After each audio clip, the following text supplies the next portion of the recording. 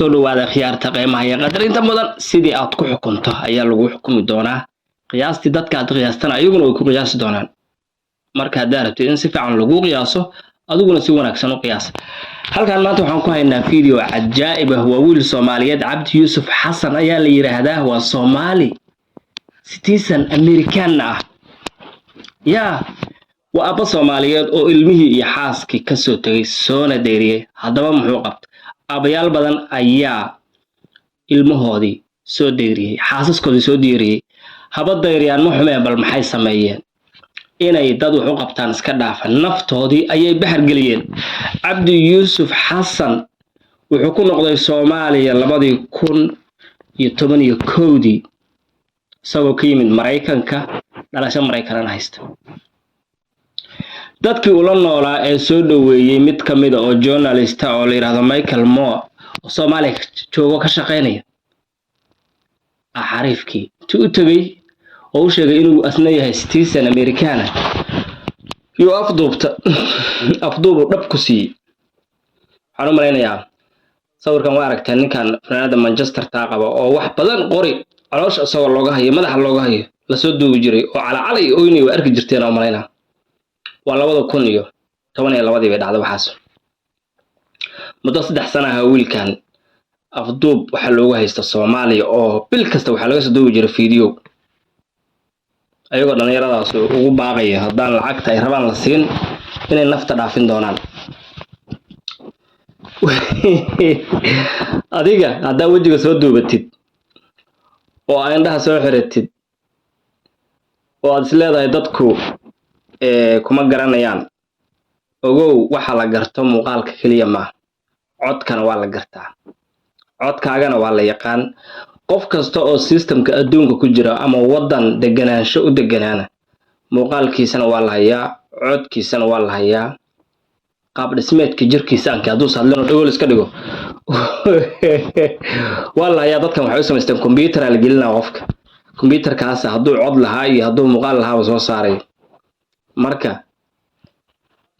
horta lama dhuuman karo ninkan marka afkii uu soo dubtay wuxuu sircid ku garanaysa malaqa gaar ahaan hadda qofka afdoobanay waa qof wadankii uu ka imaaday America asna ka imaaday Mareykanka ka imaaday oo afduubtay adigu wiilkii waxay haystaan ugu dambeyntii lacag 2 milyan iyo bar ah ayaa hooyadiis bixisay wiilkiina waa la sii daayay journalistaha Mareykanka soo noqday kii Soomaaliga ahaa ee Cabdi Yuusuf Xasan ahaa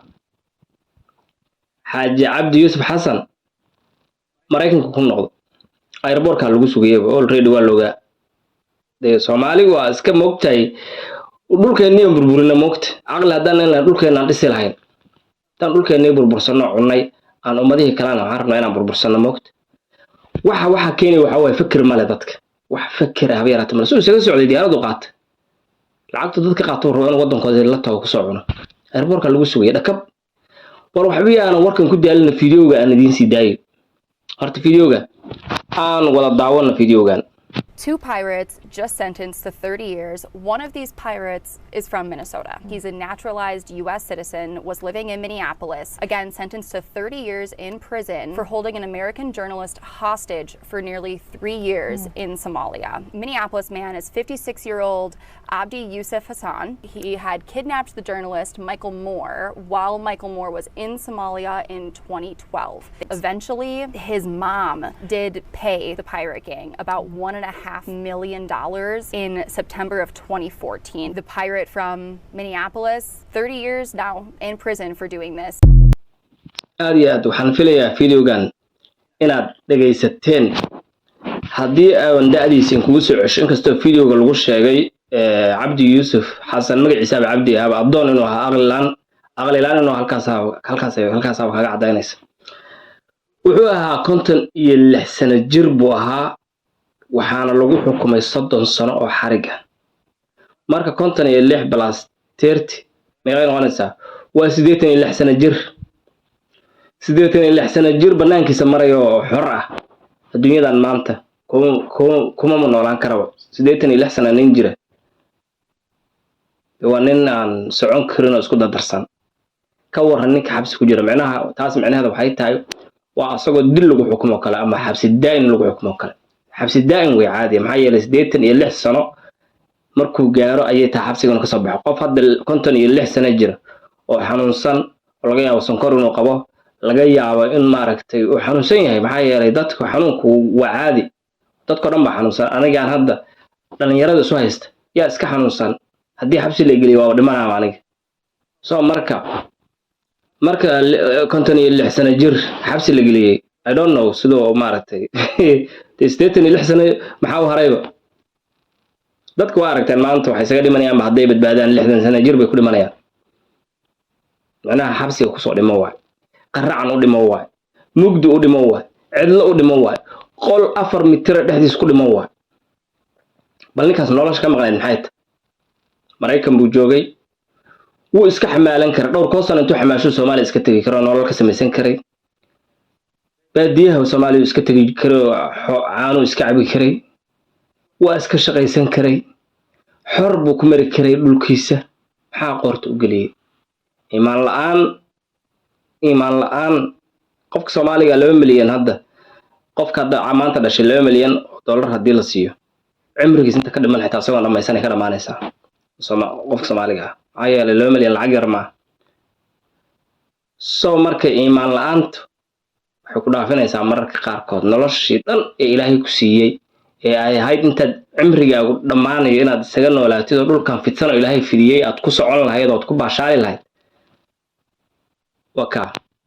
66 jir 30 sano lagu xukumay waxba loo mareebin hadii wax loo reebay hawa yaraatay male ninka ma asaga isgeliyay baxarka sanaga gelinay asaga isgeliyay soo marka waxa laga rabaa waxay tahay in lagu cibr qaato way in lagu cibr qaato wax aad ka fursan kartid maxaad u sameynaysaa adoo noolaan kartid maxaad u galaysaa qataato iyo qarac maxaa ku gelinay maxaa qof adiga kula mid ah inuu ku soo xiro oo ku xukumo kugu kalifayo banaankaaga ma iska marti dadka Soomaaliyeed wax badan ayay tahay inay fahmaan soo marka noocan wadankeena waa iska waqtiin dad baa inta dilaa suuqa la iska maraya sharcigi baa la iska gadanaya xukunkii baa la iibsanaya wala laalushaya booliskii dawladii baa la laalushaya maxkamadii baa laalush la siinaya waxa weeyaan boqolaal dambiilayaal ah iska jooga kuwa xilaal bay hayaan dadka dhan inta dhameeyaan bay xilaal hayaan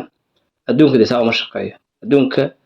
wax kasta waxay leeyihiin cawaaqib wax kasta la iskaga macafiyo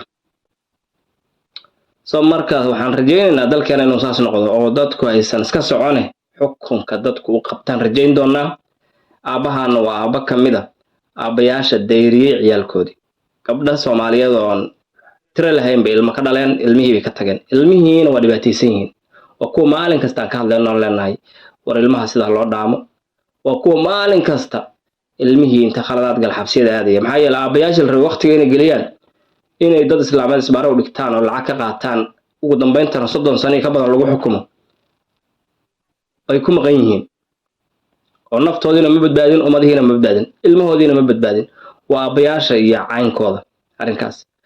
ugu dambeyntii haddii aad halkan la soo gaartay please YouTube channelka subscribe saar adoo mahadsan intaan video la mid ku kulmi doono sidaas iyo